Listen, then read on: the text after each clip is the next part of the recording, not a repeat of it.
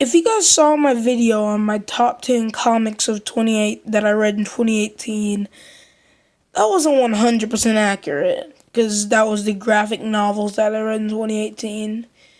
But the best single issue of any comic that I read this year was the Spectacular Spider-Man 310 by Chip Zdarsky.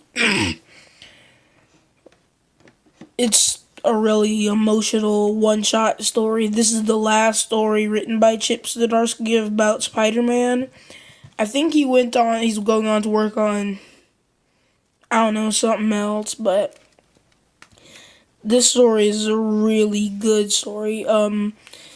Basically the premise is this guy's making a documentary about Spider-Man and he's getting a whole bunch of people's interviews with him. So, yeah, and it just shows how the people in the Marvel Universe feel about Spider-Man. Now, it wasn't just written by Chip, it was drawn by him, colored by him, and as you can see, the art is actually pretty good for a writer. It's pretty detailed, it has a good amount of shading and such, but it has a little bit of realism, but not to where it looks weird or too detailed, so yeah. But I think the real main standout of this comic is the story of, the story of this lady right here with the black and purple.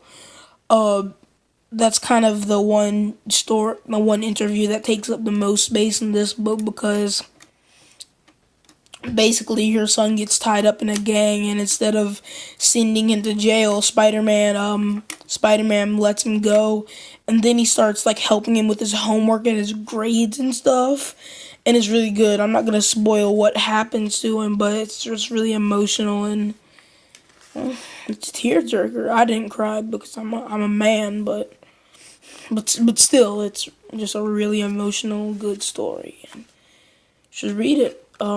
Not much more to say, because you can always talk a long time about bad comics, but with good comics, you can